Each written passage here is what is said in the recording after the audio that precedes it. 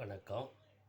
செந்தமிழ் நாடுனும் போதினிலே இன்பத்தேன் வந்து பாயுது காதினிலே.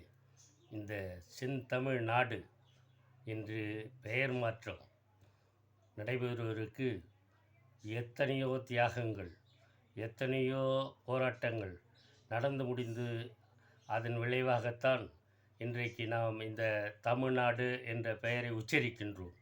இதில் வரலாறு என்னவென்றால், 1957 விருதுநகரிலே பிறந்த சங்கரலிங்கனார் என்பவர் இதற்காக தமிழ்நாடு என்று பெயர் மாற்றம் கோரி உண்ணாவிரதம் இருந்து ஒரு 76 நாட்கள் உண்ணாமலே நோன்பெடுத்து அதன் வழியாக அவர் இறந்தே போனார்.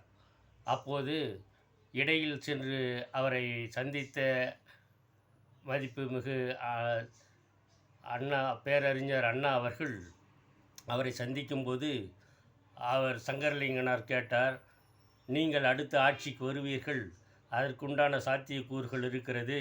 எனவே நீங்கள் வரும்போது இந்த சென்னை பிரசிடென்சி, சென்னை மாகாணம் இந்த பெயரை மாற்றி தமிழ்நாடு என்று தனித்தமிழ் உருவாகும் வகையில் இதற்கு பெயர் மாற்றம் செய்ய வேண்டுமென்று அறிஞர் அண்ணாவின் கையை பிடித்து அப்போது வேண்டுகோளை வைத்து, அந்த வேண்டுகோள் நிச்சயமாக நான் ஆட்சிக்கு வரும்போது நிறைவேற்றுவேன் என்று அண்ணா அவர்களும் அதற்கு வாக்குறுதி அளித்து அவர் இறந்து போகும் தருவாயில் மேற்கொண்டு ஒன்றை சொன்னார். நான் காங்கிரஸ்காரர்களிடம் இந்த கோரிக்கையை பல முறை வைத்தும், என்னுடைய உயிரையே பணயமாக வைத்தும் அவர்கள் நிறைவேற்றவில்லை. எனவே நீங்கள் ஆட்சிக்கு வரும்போது அவர்கள் அதை நிறைவேற்றுவீர்கள் என்று எனக்கு நம்பிக்கை இருக்கின்றது. அந்த அடிப்படையிலே நான் ஒருவேளை இறந்து போக நேரிட்டால் இந்த காங்கிரஸ்காரர்கள் எனக்கு நல்லடக்கம் செய்யும் பொறுப்பை ஏற்கக்கூடாது. பொது உடைமைவாதிகளாகிய நீங்களும் கம்யூனிஸ்டுக்காரர்களும் தான் ஏற்றுக்கொள்ள வேண்டும் என்று ஒரு வேண்டுகோளையும் வைத்து இறந்து போனார். அதன்படியே பொது உடைமைவாதிகள் தான் அவரை அடக்கம் செய்தார்கள். இது வரலாறு. அதன் பிறகு 1957 திராவிட முன்னேற்றக் கழகம் 15 உறுப்பினர்களை கொண்டு சட்டமன்றத்திலே முதன்முறையாக அடியெடுத்து வைத்தபோது இந்த தீர்மானத்தை அவர்கள் கொண்டு வந்தபோது அந்த நேரத்திலே இருந்த காங்கிரஸ்காரர்கள், ராஜாஜி, ஆர் வெங்கட்ராமன் போன்றவர்கள் இதை கடுமையாக எதிர்த்தார்கள். அப்படி எதிர்த்து அந்த தீர்மானம் தோல்வியுற்று இதற்கு பெயர் மாற்றம் கூடவே கூடாது, மதராஸ் பிரசிடென்சி என்றே இருக்க வேண்டும் என்று அவர்கள் ஒரு நிலைப்பாடை எடுத்தார்கள். தமிழ்நாடு என்பதிலே அவர்களுக்கு என்ன எரிச்சலோ தெரியவில்லை. அதன்படியே அது தோற்றுப்போனது. இது வரலாறு. ஆக இதை அடுத்து 63 கொண்டு வரும்போதும் அந்த தீர்மானம் அப்போது 55 உறுப்பினர்கள் கிட்டத்தட்ட திராவிட முன்னேற்றக் கழகத்தின் சார்பாக உள்ளே நுழைந்து அப்போதும் அந்த தீர்மானம் தோற்கடிக்கப்பட்டது. 67 அண்ணாதுரை ஆட்சி பிடித்து அந்த அண்ணாதுரை என்ற பேரறிஞர் அவர்கள் அதை தனி தீர்மானமாக கொண்டு வந்தார். ஒன்று, தமிழ்நாடு என்று இன்றைய முதல் இந்த தமிழ்நாட்டிற்கு பெயர் மாற்றம் பெறுகிறது. வாழ்க தமிழ்நாடு, தமிழ்நாடு, தமிழ்நாடு என்று மும்முறை கூறினார். அனைத்து கட்சி உறுப்பினர்களும், அன்றைக்கு இருந்த அனைத்து எம்எல்ஏக்களும், சட்டமன்ற உறுப்பினர்களும் அதை ஆமோதித்து தமிழ்நாடு என்பதை ஏற்றுக்கொண்டு அன்று முதல் இன்று வரை தமிழ்நாடு என்று பெயர் தொடர்கிறது.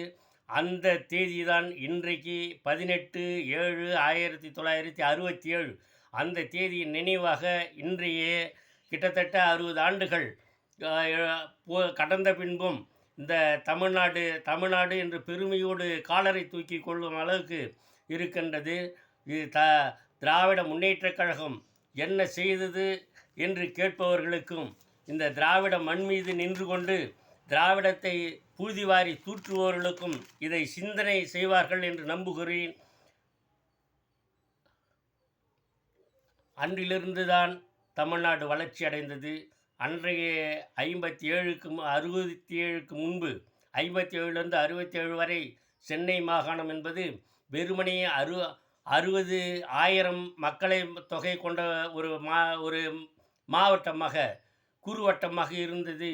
இன்றைக்கு அது அப்படியே வளர்ந்து கிட்டத்தட்ட 1,00,00,000 பேருக்கு மேலாக இங்கே வசிக்கின்ற நிலைமை ஏற்பட்டிருக்கிறது என்று சொன்னால் அது திராவிடம் செய்த மாயை, திராவிடம் செய்த இந்த சாதனை என்று தான் சொல்ல வேண்டும். இதற்கு இன்றைக்கு அன்றைக்கு இருந்த சொற்ப இதுகளை மெட்ராஸ் என்று காட்ட வேண்டுமென்றால் எல்ஐசியை காட்டுவார்கள். இன்றைக்கு கத்திப்பாரா மேம்பாலத்தை காட்டுவார்கள். ஐகானே மாறிவிட்டது. சென்னை அண்ணா சாலை என்று பெயர் மாற்றம் செய்யப்பட்டிருக்கிறது. காமராஜர் சாலை என்று பெயர் மாற்றம் செய்யப்பட்டிருக்கிறது. செம்மழி பூங்கா என்று வந்திருக்கிறது. வள்ளுவர் கோட்டம் என்று வந்திருக்கிறது. சென்னையில் பல்வேறு அதாவது பஸ்ஸு டெர்மினல்ஸ்கள் ஏற்படுத்தப்பட்டிருக்கிறது. கோயம்பேடு டெர்மினல் இப்போது இன்று மாற்றி இந்த பக்கம் கூடுவாஞ்சேரி பக்கம் வந்திருக்கிறது. ஆக பல்வேறு மாற்றங்களை தொழிற்சாலைகளை, டைட்டில் பார்க்குகளை, வேலை வாய்ப்புகளை உருவாக்குகின்ற நவீன பல்வேறு உத்திகளை இந்த திராவிடம் சாதித்ததனால்தான் இன்றைக்கு இவ்வளோ வளர்ச்சி பெற்று பெருமிதத்தோடு தமிழ்நாடு என்று இன்றைக்கும் கூட இதை எதிர்க்கிறவர்கள் அந்த பார்ப்பனிய லாபிகள் அது என்ன இந்தியாவிற்குள் ஒரு நாடு அது தமிழ்நாடு என்று கேட்டுக்கொண்டு தான் இருக்கிறார்கள். அதனால்தான் அவர்களுக்கு எந்த நேரமும் இந்த திராவிட முன்னேற்றக் கழகத்தை பார்த்த இதனுடைய வளர்ச்சி திராவிட முன்னேற்றக் கழகத்தால் வந்தது, இந்த பெயர் திராவிட முன்னேற்றக் கழகத்தால் வந்தது என்ற காழ்ப்புணர்ச்சியின் காரணமாகத்தான் இன்றையும் வடக்கே லாபி செய்பவர்கள் தமிழ்நாட்டை தனி நாடாகவே பார்த்து கொண்டிருக்கிறார்கள். ஆனாலும் இந்தியாவில் வளர்ச்சி பெற்ற மாநிலமாக மாறி இருக்கிறதுக்கு முக்கியமான காரணம் திராவிட முன்னேற்றக் கழகம் என்பதை எவனாலும் மறுக்க முடியாது. சும்மா பேச்சு கொண்டா பேசிட்டு இருக்கலாம். வரலாறு தெரியாதவர்கள் பேசுவார்கள். அவர்கள் வாழ்க வசவாளர்கள் என்று அண்ணாபாணியில் கூறி என்னுடைய வணக்கத்தை கூறி முடிக்கின்றேன். நன்றி, வணக்கம்.